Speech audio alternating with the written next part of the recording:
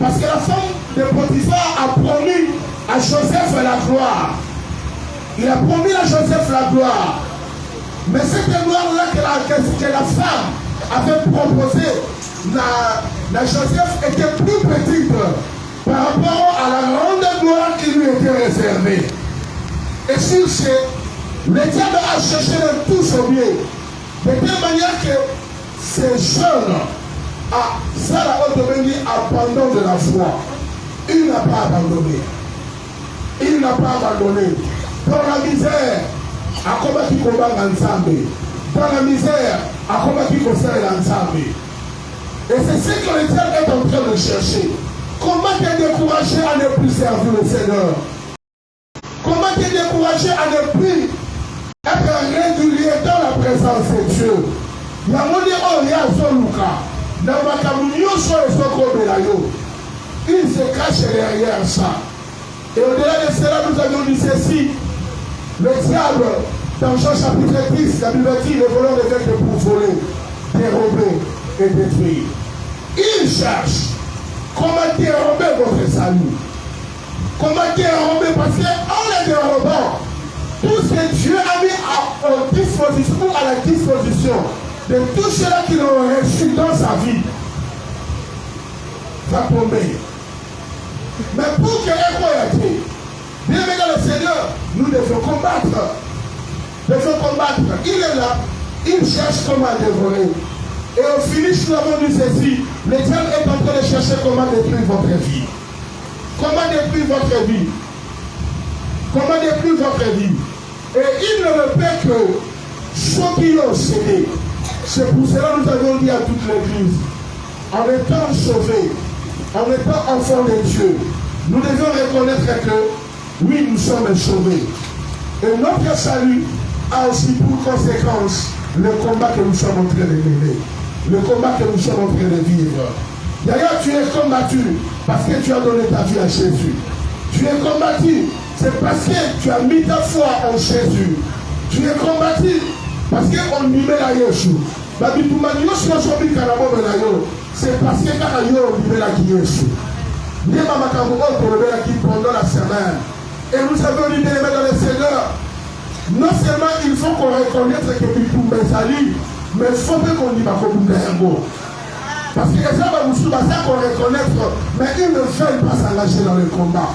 Ils ne veulent pas s'engager dans le combat. Même l'apôtre Paul est en train de dire à Timothée, son fils, combat le combat de la foi, combat le bon combat de la foi. Combat le bon combat de la foi. Il est en train d'exhorter à son fils et Timothée. Donc le combat c'est comme ça. Nous avons dit bien dans le Seigneur, Dieu a promis à Israël le Canaan, un pays où coule le lait et le miel.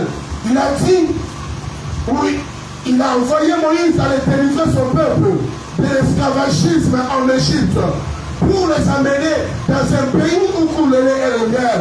Mais Dieu ne les avait pas dit, pour atteindre ce pays-là, où coule le lait et le miel, il y aura des combats. Dieu ne les avait pas dit ça. Dieu ne les avait pas montré ça. Mais après avoir quitté l'Égypte, après avoir été délivré de la main des pharaons, c'est alors que le grand combat, le grand de bataille, ont fait jour dans leur vie.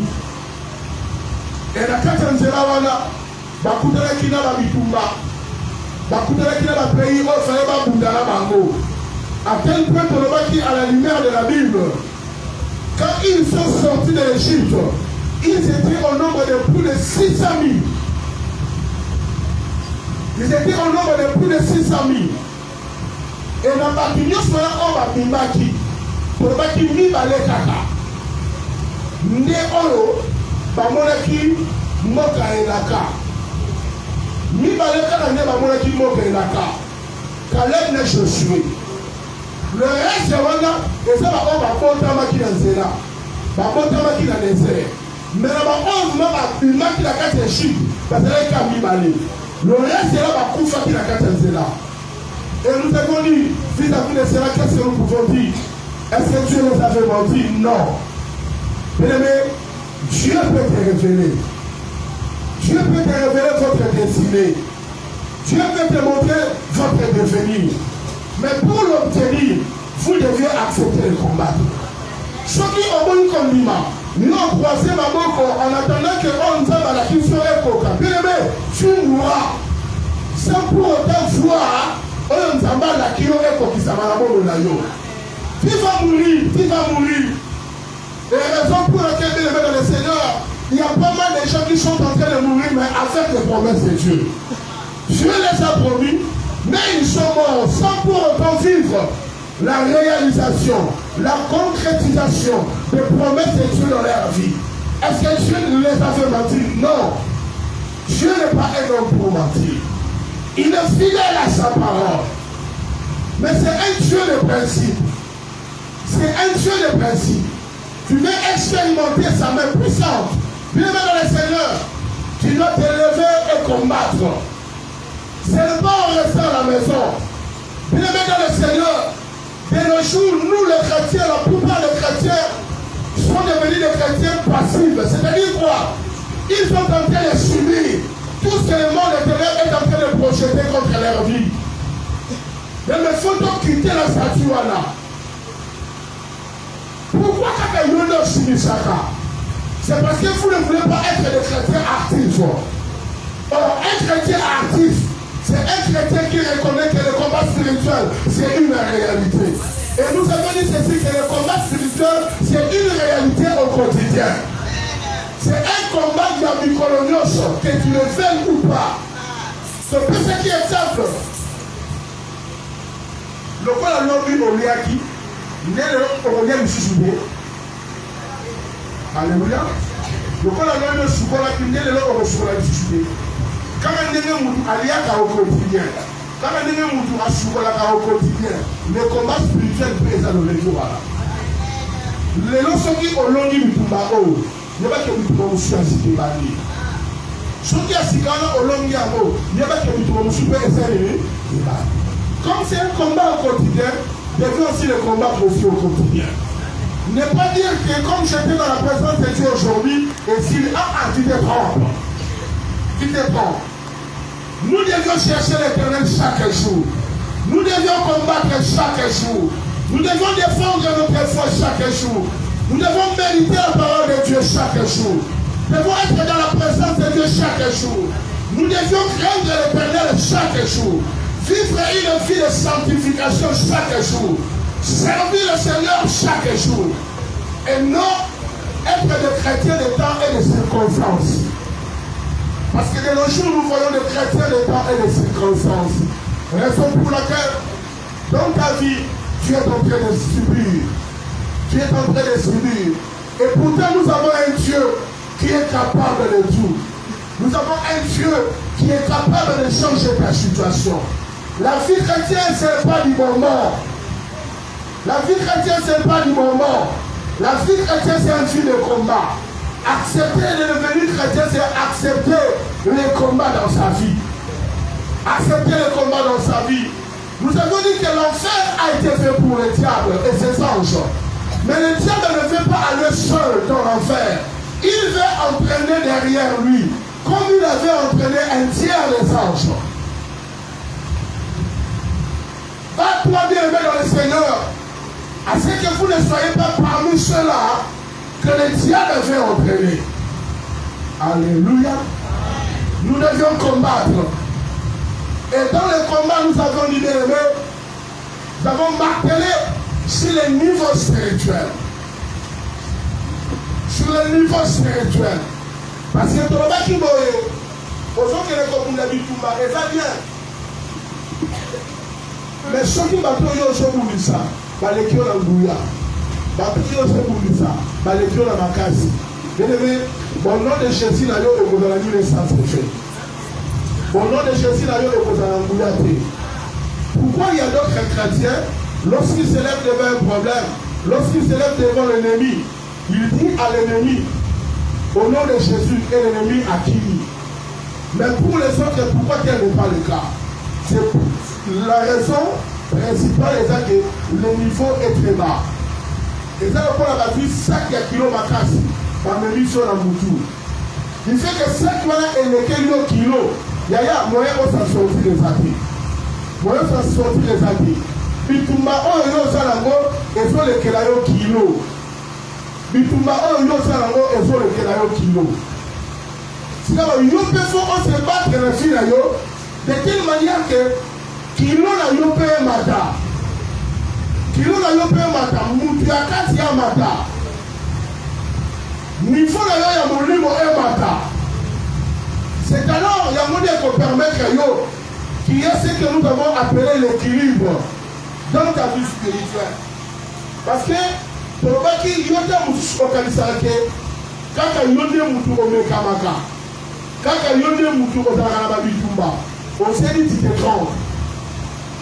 Soko moni mutu ayebisi yo ke andimela Yesu na fi na ye, mais azalaka na babitumba te, je te dis, il est encore faillant, il n'a pas encore accepté chez lui. Alléluia. Comment les gens la fille là, avec le nom de la zaboé, bitumba na takasuna ba bitumba te bitumba si la chez lui. Na za célibataire, na za la mariée, na za la pape, na za la pasteur, na za la prophète, na za la souki chaîne, na za la maman, toi za la tata. Si il y a une fois que l'on a dit la zaboé za la bitumba te, il y a pas que nano asa sauvé te. Asa no pakano. Mais pour tout celui qui est sauvé, moi, pour les éléments que tu es sauvé, c'est le combat. Même aimer comme dans le Zémonaye à Yemba Yango. Alors, dans notre marche chrétienne, c'est un des photos coûtent à la Ranaye. Ceux qui ont coûté à la Ranaye, il y a que tu fais même route avec lui. En plus de lui, ma plus belle est ce que vous avez la Zéla, vous avez la Yoga. Donc, ceux qui ont coûté à la Yoga, c'est que vous avez la Yoga. Donc, tu es encore païen. Tu es encore païen. Il y a maintenant ceux qui ont dit que le combat spirituel, c'est une réalité. Pourquoi me planifier à chaque moment? Pourquoi c'est lamenter à chaque moment? Pourquoi c'est lamenter à chaque moment? Et toutes ces choses-là, et ça compte les services que votre niveau est tellement trop bas. C'est pour cela aujourd'hui là. D'abord, tu vas qui y a. Bats-toi. Moutouakati amata. Moutouakati amata. Bakino na yo ya molimo emata. De quelle manière que tant basa koya kokumisa yo, bakuta yo oza munene. Bakuta yo oza la poids. Wena bakoya kokumisa yo te. C'est pour ce qui est exemple, par exemple, dans la grande nation, on a la on a donné l'exemple d'un pays comme la Russie. Dans la Russie, à Zosala. Mais les autres pays, les occidentaux, parce qu'on va faire la Libanda. Mais pas qui ne peut pas armer la Bangoba qui casse le terrain. Mais pourquoi on s'en a voté? Oh, dans Libye, on s'en a rango. Dans Irak, on s'en a rango. On déploie les Américains, on déploie l'armée dans la Bango. Et il y a la sol, il y a la Libye. Il y a la sol, il y a l'Irak. Mais pas déployer pour la Russie. Pourquoi? Parce qu'il est puissant. Parce qu'à son PC, la sanction va faire ça à Libanda. Nous ne pouvons pas comprendre sa sanction, mais lui là-bas, il est en train de faire ce qu'il est en train de faire. Et c'est comme ça aussi spirituellement. Voyez, si tu es fort, même les démons de ta famille auront du respect sur toi. Ils vont te respecter. Ils vont te respecter. Ils vont se dire que ça, c'est une femme puissante. C'est un papa fort. Ils auront peur de toi. Le combat sera là, mais ils vont te respecter. Mais pas mal de ceux qui se disent des chrétiens, ils ne sont pas respectés par l'ennemi. Pourquoi? Parce que le niveau est trop bas. Le niveau est très bas. Nous avons dit à l'époque où notre armée, la FARDC, était forte, était puissante. Ouandala, on va y consacrer la mission. Il y a des années parce que c'est la puissance, c'est le niveau. Dès qu'on atteint un niveau élevé, il y a un salon de susciter. Il y a un combat qui n'a pas de combat spirituel, n'a point entendu la prière. Nous avons dit ceci. Le mal chez le chrétien d'aujourd'hui, la plupart de nos prières sont des prières focalisées sur le matériel. Sur le matériel. Au moment où à côté de ma bonne délit, 2 jours, 5 jours, c'est beaucoup plus le matériel. Nzambe la bala. Nzambe la voyager. Nzambe la voir Moussala. C'est beaucoup plus que matériel. Au lieu qu'on fasse sa prière sur le matériel. Bien aimé, qu'on fasse sa prière sur le matériel. Le matériel est pour la conséquence de ma caméra au Covid qui a fait d'ailleurs. Même pas blocage sur le Jobika. Cette vie matérielle néfaste, on use à traverser. Et ça, la conséquence, il y a une insuffisance, mais le niveau, il y a vie spirituelle d'ailleurs. Maintenant, cette insuffisance-là, et ce monde-là, la vie matérielle d'ailleurs. On a donné l'exemple comme Yambasu. Ça veut dire que le Mbasu, c'est un esprit. Ce qui va voir qui a un mot. Oui, le colonel qu'on a fait un mot. Mais il y aura un combat entre esprit wana, n'a pas carte pour la carte. Mais ce qui est que Mbasu wana, pour esprit wana, et ça ma carte par rapport à mon tour à carte, à maîtriser. D'ailleurs, il y a ça peut se licencier wana. Alors, dit ce qui m'ont dit, à quel point que aïe balandabu. Pour que aïe malamu, yes anobi akosani, faut d'abord à maîtriser bakolonda poala. Akanga bango, à dompter bango. Dès lors qu'à dompter bango, dès lors qu'à maîtriser bango, c'est alors qu'à connaître la kinyanyoso. C'est de la même manière avec le diable. Pour que aïe balanyo se sert, faut d'abord moutou oyakati. Moutou oyakati qui est le propriétaire de la maison, parce que nous savions dit, l'homme, c'est un être spirituel vivant dans un corps humain. Le corps humain est dans mon cas et c'est dans mon cas à l'enveloppe. Mais le vrai vous, c'est l'homme spirituel. Le vrai vous, c'est l'homme intérieur. Donc, à d'abord, à ce moment-là, à maîtriser. Ce qui a parvenu contempler, c'est alors, il va prendre toutes vos vies, il va envahir, il va prendre en sa possession tout ce qui est comme votre bonheur. Et moi, je n'ai pas au Zobika. Et raison pour laquelle nous avions aussi prié l'église de Dieu. Bien aimé, changeons de niveau. Changeons de niveau. De pédicité comme on est là. Pour les Babylone comme nous devons prier sur ça. Moi aussi, je prie pour ça. Mais il y a moins de temps qu'il faut un primaca dans la mission. La place qu'il y a moins un primaca, bon, de la beaucoup plus fier. Comme Matanayo et Amolibo, autant du Samanayo et Amolibo, parce que nous avons dit que même la plénitude, c'est une affaire de chaque jour. Comme Matanayo et Amolibo, il y a un monde de causes qui est bien aimé dans le Seigneur, même ta manière de voir les choses sera différente des autres. Alléluia. Alléluia. Est-ce que quelqu'un peut acclamer pour la parole de Dieu?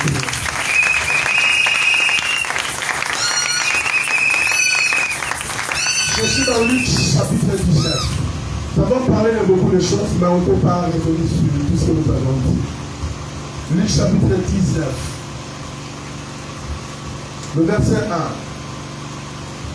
Jésus, on peut s'élever pour honorer la parole de Dieu, s'il vous plaît. Nous sommes dans Luc chapitre 19, le verset 1, jusqu'au 3e ou 4e verset. Jésus étant entré dans Jéricho, traversait la ville, et voici un homme riche, appelé Zachée, chef des publicains, cherchait à voir qui était Jésus. Mais il ne pouvait y parvenir à cause de la foule, car il était de petite taille. Nous prenons les livres des Nombres. Nombre chapitre 23.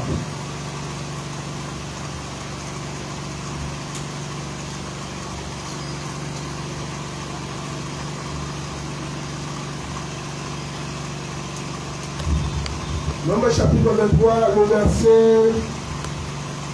Nous devons commencer par le verset 7.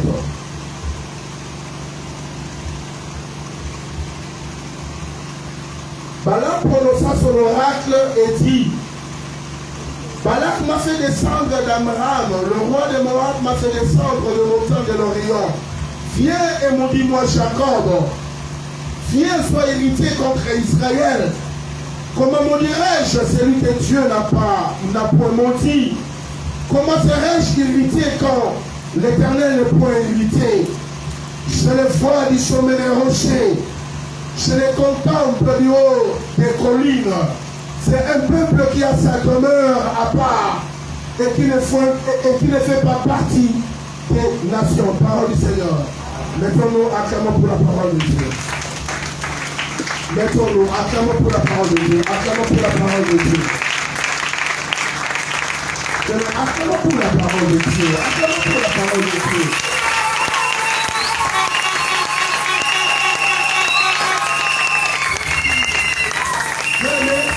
À chaque fois que tu fais quelque chose pour l'honneur de Dieu, dans le camp des ennemis, ça crée aussi des choses. Alléluia.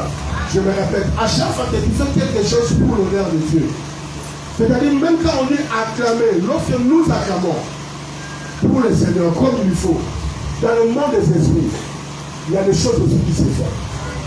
Soyons comme ça dans le culte. Tout ce qui se fait dans le culte, nous devons participer. Quand il s'agit de chanter, il faut chanter. Quand il s'agit d'acclamer, il faut acclamer. Et quand c'est pour l'honneur de notre Dieu, dans le monde des ténèbres, il y a des choses qui se font. Est-ce que maintenant quelqu'un peut acclamer pour la parole de Dieu?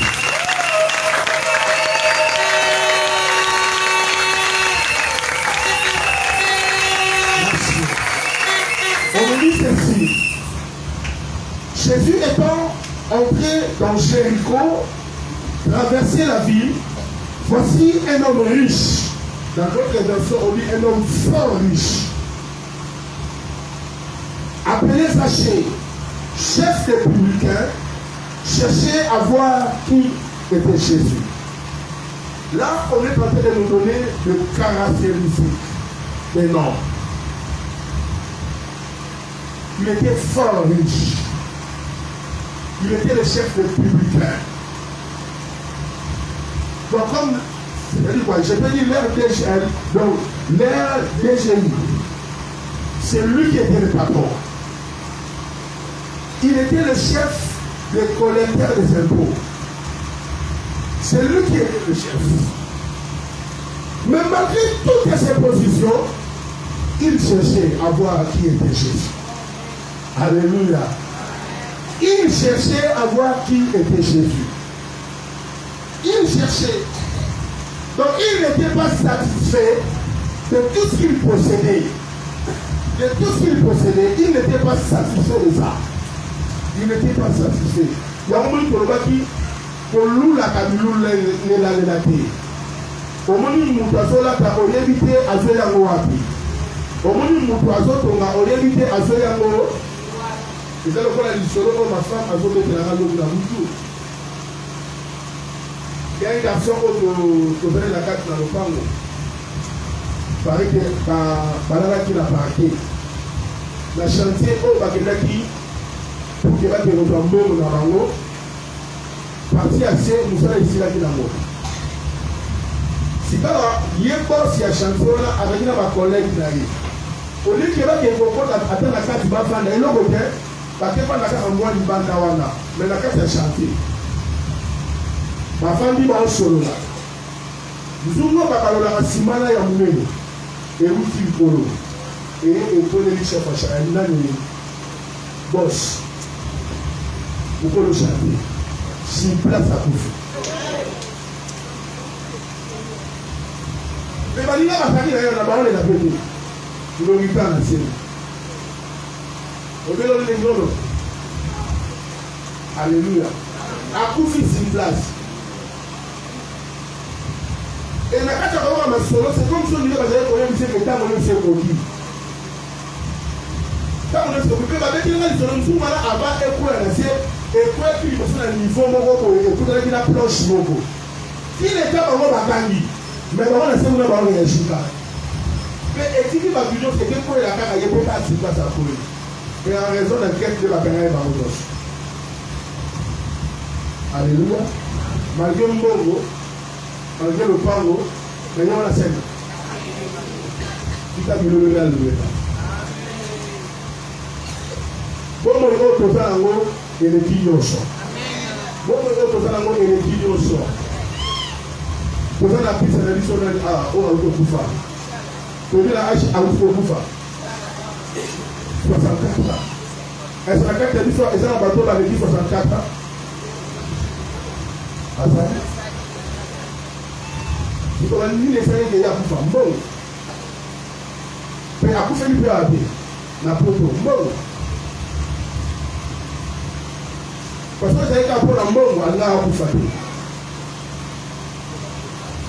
Il y a un autre c'est la mission. Attends, après, on va kilo, on va jamais vous la satisfaire la finale. On va jamais vous la satisfaire. La seule personne qui peut te satisfaire, c'est Jésus. C'est pour cela elle dit à cette femme-là, l'eau que je te donnerai deviendra en toi une source intarissable. La femme, quand tu as compris la guidée, elle s'est dit que les cas, plus ça n'a pas pu faire la soupe automatique. Maï oh yes après ça, il y a un monde et on a pas posé dans son c'est en Jésus qui peut être satisfait. Libanda na Yesu satisfaction ezali. Satisfaction ezali. Yango moni bazo boma na bango na bango. Bazo tia na ba poisson bango na bango. Cet homme, malgré tout ce qu'il possédait, mais il avait besoin de voir Jésus. Il avait besoin de voir Jésus. Antoyebi, ce qui nous a moni Yesu na bobo na ye. Est-ce que finalement il faut faire la caméra et dans la kiliboso? Mais nous raisonnons ensemble, avançons ensemble. Il avait besoin de voir Jésus, mais il y avait un obstacle. Il y avait un obstacle qui l'empêchait de voir Jésus. Et c'est là qu'il dit, quelqu'un peut nous aider? Alléluia, quelqu'un peut nous aider? Ça taille, merci. J'aimerais que les gens allaient lire la foule. Papa, vous avez mal. Je veux que quelqu'un allait dire la foule. Parce que donc, allez dire que la foule. Parce que la carte à l'hôtel dans le Bible, mais il ne pouvait pas y parvenir à cause de la foule. À cause de la foule. Tellement de gens qui est mêlé, moi, à mon Jésus, exact. Si vous voyez que c'est le vrai problème à chair, ce n'était pas la foule. C'était quoi? Dans le but, il était de petite taille. Il était de petite taille. Mais maintenant, dans le Seigneur, dans notre marche avec le Seigneur, dans cette vie, sur cette terre, bien aimé, arrête d'accuser les autres si les choses ne marchent pas. Nous devons cesser d'accuser les autres. Même si ils ont des démons, mais ce ne sont pas des problèmes. Ce ne sont pas les démons qui sont comme des problèmes. Au final, il est embolaté parce que la famille est bando qui va salir. Parce que bando qui va bondir si bon. La famille est oui, je le crois. Parce que dans la famille, il y a des malédictions. Dans la famille, il y a des sorciers. Dans la famille, il y a des utilisateurs des hôtels. Je crois à ça. Et vous n'êtes pas la seule personne. On a d'autres traversés, mais comment ils ont traversé? La carte de la famille, elle va bloquer, oui, je le crois. Mais je vais te dire à partir d'aujourd'hui, change ton langage. Contribuer sur la faute et pas dans la beauté. Parce que sache-le, les démons seront toujours là. Le diable sera toujours là. Que tu le fais ou pas, ils seront toujours là. Ils seront toujours là. Nous devions arrêter, nous les chrétiens, quand les choses ne marchent pas, à attiser les démons, à attiser les sorciers. Nous devions arrêter, quitter cette dimension-là. Les problèmes, ce ne sont pas les sorciers. Les problèmes, ce n'est pas le diable. Mais le problème, c'est parce que tu es de petite taille. Alléluia. Le problème, c'est parce que tu es de petite taille. Bien aimé, quand Zachée a vu Jésus, la foule n'était plus là. C'est une question. Quand Zachée a vu Jésus, est-ce que la foule n'était plus là? La foule était toujours là. Mais qu'est-ce qui a permis à Zachée de voir Jésus? Il a amélioré sa taille. Est-ce que quelqu'un peut me dire amen? Il a amélioré sa taille. C'est ce qui lui a permis de voir Jésus. Ce qui a fait le piquet à Akizaraka Amadou. Il a beaucoup fait. Il a beaucoup fait. Pourquoi il a beaucoup fait? Famille a dit que il a dit papa, attends, il bango, au moins, il a dit que il a dit que et moi, je vais me mais après, ils sont venus sous. Famille a bitumba, c'est bitumba. Yaya, nous devons cesser avec cette vie-là. Qui doit cesser? Qui doit cesser? Ce qui aujourd'hui, c'est le gouvernement à Mboka. Pour que yo dans la vie, yo, au Kufa, au Dieu de Mboka. Moussousso, c'est la fatigue à Bonsamakamu pour que la balle. Yaya, au Kufa, au Dieu de Mboka. Au Kufa. Au nom de la stabilité pour que Yaya, au Kufa. Vous avez votre propre solution. La solution à votre délivrance est entre vos propres mains. C'est entre vos propres mains. Aujourd'hui, ma camoufle, nous sommes les accords, et ça à cause de maman, et ça à cause de papa. Si ma camoufle, nous sommes les accords, et ça à cause de l'immonda. Le problème, ce n'est pas l'église. Le problème, ce ne sont pas les sorciers. Le problème, ce n'est pas la foule. Le problème, c'est ta taille. Et sachez, pour voir Jésus, la Bible dit, il courut à Kibumbango, à avancer Bango. À Kibumbanzera, vous étiez beaucoup. On va me dire si comment. Mais c'était là et permettait qu'il a développé ta image. Nous avons mati, à Brisson Rossani. À quel point que même il y a face à la Guinée. Yaya, sous ta peine, il y a un baptiste à nous. Je te dis. Yes, à comment on a eu. Mais pour que nous avons eu, c'est que tout taille n'a eu au salaire. Où m'a dit ça? Nous n'avons pas voisin. Taille n'a eu à côté.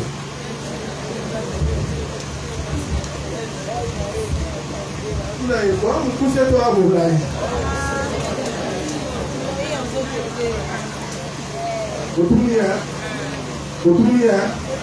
Autour est-ce que c'est même aux Arabes? Ce sont aux Arabes pour la vie. Après son raison. Après son raison. Tu n'as pas aux Arabes pour la vie. Tu as une salle. Il y a une salle aux Arabes. Hein? Alléluia. Il y a une salle aux Arabes. Donc, c'est même que na 2023, nous allons vous arrêter. Nous allons vous arrêter dans le bar. Nous allons augmenter ta taille. Nous sommes soutenus comme ça. Comment tu dis? Vous savez qui? Oh, papa, côté, maman, côté, vous allez dans le bar.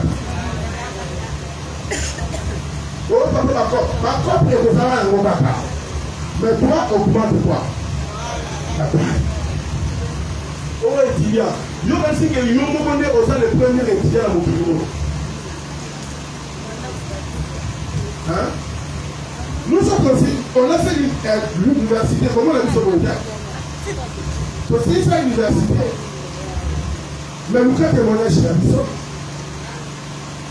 Nous avons témoigné chez la mission. Même la carte d'université, nous avons servi le Seigneur. Nous avons servi. Imaginez-vous là, dans la salle là. Vous avez la cour moto. Pour voilà, en ce temps-là, on a dit responsable, même si les lots peuvent aller pour la intercession. Mais pour la intercession, les lots étaient différents là, on a travaillé pour Kamango Kala. Pour Kamango Kala, on a dit au niveau de l'intercession. Mais il y a les lots là, intercession, et ça, la carte de département où on a un Kamba. Et ça, la carte de département où on a un Kamba. Donc, on a la vie du Tunga, il y a commis au Kamba d'intercession. Tunga, il est le non-Naza. Mais Kala Nazaï, il est mon Kamba. Il est intercession. On va le matière de Jésus, facilement. Là, il y a un droit de la fille de l'église, on a conseil de l'église, on a fait ça par rapport. Maintenant, nous devons aller au chapeau. mais le long année n'a pas pour échapper. C'est-à-dire, Mougafo Kamba, la tienne, ou Ado Kamba, il donne des rapports à moi. Même si on a mon père Natana, ma côté, la cabine à la peine d'intercession. Mais si on a dit que Kamba, mais en ce temps-là, je suis étudiant. Imaginez-vous, nous commençons l'intercession à 18h. Mais à 17h, on a cours. Le professeur, on a cours. Et dans la table, pour le monde, dans l'intercession, on a servi la table pour le moment. Et qu'est-ce que moi je faisais? Et Dieu fait grâce au professeur, on a aïe à la combo là-bas. Imaginez-vous, je suis dans l'auditoire, au niveau du professeur Zéla. Et ça, la maman. Tu peux sortir comme tu fais, non? Mais là, tellement la yébalaki, tellement la vie remarquable, que l'on voyait pour ça la moitié. Donc avant de partir, nous n'avons pas négocié un direct par professeur. Je vais partir. Je vais aller servir le Seigneur. Et la pouvoir qui peut nous le pareil. Si on a initié pour moi, va aussi prier pour moi. Mais la cour, je vous dis, l'examen, on a salade. L'étudiant va y aller. Quand tu es par exemple au l'examen, quand tu es au-dessus de la moyenne, quand tu es au-dessus de la moyenne, comment on a le professeur a été là, toi tu ne fais pas l'examen parce que tu as déjà les points. Parce que pour les gens de soutenir la côte de la carte auditoire, pas du tout dans la Mawana, donc je vais les transmettre. Voilà, et t'as dit ça de vous. Mais yo, mais tu souviens mon père et le Lagaro. Nous sommes les hommes de Zokima, l'église de Zokima. Il m'a fait la première session et l'eau. Troisième session, quatrième session, cinquième session. Au papa, il faut la terre, ça va tarder. Parce que tant qu'il pose, c'est là où on me la première session. Nous avons 8 sessions. Et le Bélago est l'eau. Alléluia. Et le Bélago est l'eau. C'est ce que je dis, le Bélago est l'eau. On est des témoignages sur Makambo Toloba. On est des témoignages sur Makambo Toloba. J'ai fait un travail de pas moins de 200 pages. Pas moins de 200 pages. Ce qu'on dit, pour moi aussi, ça prière à la aussi, on a raté des semaines, à la foule, à la piscine, au temps de la page. Un travail de pas moins de 200 pages. Tout simplement, sans conseil le monde ensemble. Dieu va t'accompagner. On n'a pas dit de négliger les études. Mais chaque élève au terme de 6 ans. Mais ils ont abandonné, ils sont même venus à l'échelle de l'Assemblée, ils ont été à la raté. Ils ont été à la raté. On sait pas si ils ont été à la raté. Tout le monde a pas d'offrande. Tout le monde n'a pas d'offrande d'amour. Tout le monde a monté. Sur le niveau de la jarre, c'est la table. Kapati à l'élo. Il y a ça, papa, Kabila, on s'est dans le souper. Nous avons Kabila, la semaine, il y a dans la montagne. I want to hear you to do something about that.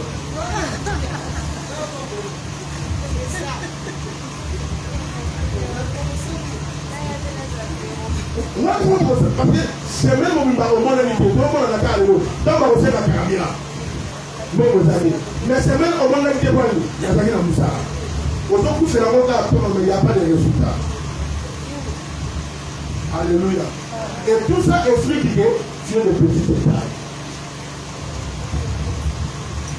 Bien, mais n'acquise pas la foule. La foule sera toujours là.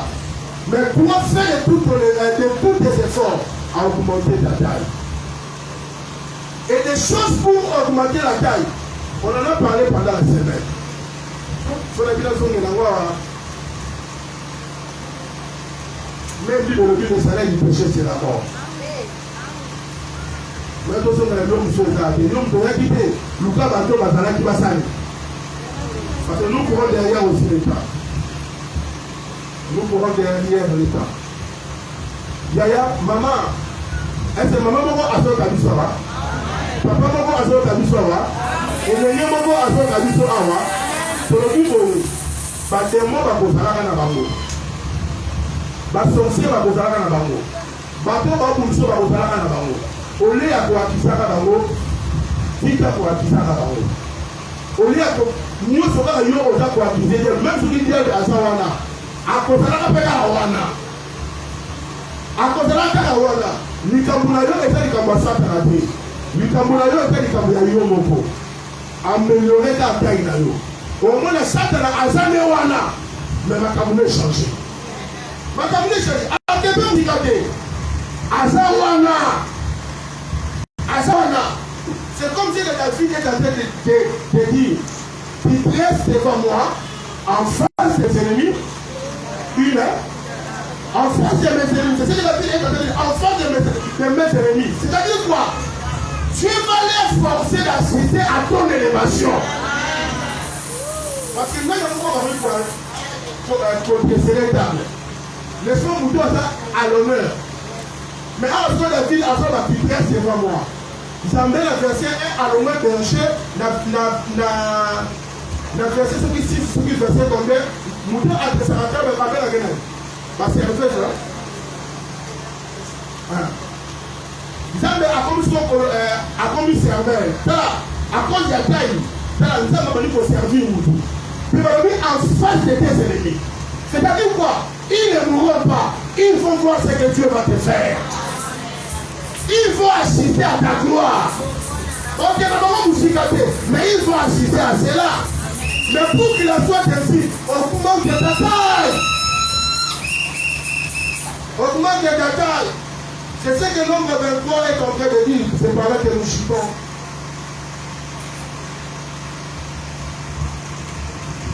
L'homme 23 dit ceci.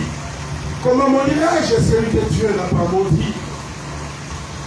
Comment serais-je hérité quand Dieu ne point hérité? Je le vois du sommet du rocher. J'aime cette expression. Je le vois du sommet du rocher. Il s'agit de la taille. On a appelé Balaam pour venir maudire Israël. Mais qu'est-ce que la Bible dit? Comment maudirais-je? La malédiction n'a pas pu atteindre Israël à cause de sa taille. La Bible dit, je le vois du sommet de rocher. Dans ce moment, on a dit, Kolo et Libanga.